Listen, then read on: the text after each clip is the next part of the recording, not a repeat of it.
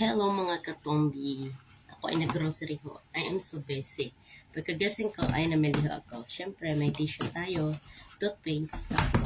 Yan ang aking pinamili. At may tinapay. Masarap po ito. Paborito. At hindi mawawala ang boy bawang ng Pilipinas. At siyempre ang paborito ng lahat ang UFC ketchup. Paborito ko namin yan eh. At syempre naman, hindi ho mauubos ang ating mega sardines. 1.20. At meron tayong nabiling cabbage. And then, meron tayong nabiling pampansit.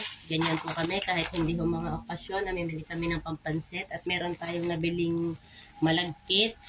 Masarap yan, malagkit. At meron ho tayong nabiling gulay na ilalagay ko sa nilaga. Masarap po iyan. At syempre, ang suka, yan. Namimili ako ng mga ganyang bagay. At ito ho, nabili ko ho itong buto-buto. Mura lang ho ito eh, nabili ko buto-buto. Gagawin kong nilaga. Kaya nga ho, may garne para sa nilaga. At ako ay bumili ng hita ng baboy. Para ay gagawin ko hong paksiw ng pata. Kaya tayo ay may suka. Luto ng mga Batanggenyo yun. At syempre, hindi ho mawawala ang tapioca pearl. Kasi ako ay gagawa ng milk tea. So, yun ho ang aking pinag-aaralan, ang paggawa ng milk tea. Yan. Kaya ako ho ay merong gayon. Aba nga naman, kakatuwa.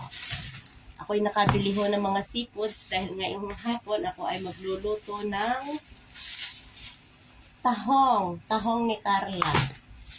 At meron hong hipon. Yan. Ilalagay natin yan sa refrigerator kasi di natin yan kailangan. At nakabili ho ako ng pusit. Aadobuhin natin itong si pusit. Masarap yan adobuhin. At hindi ho mawawala ang ating mga galamay. Ang ating mga chicken feet. Chicken feet. At ito ho. At ang ating mga panghugas ng plato, ito ho maganda ito ang gamitin nyo, maganda itong panghugas ng plato. At panglagay ho sa toilet.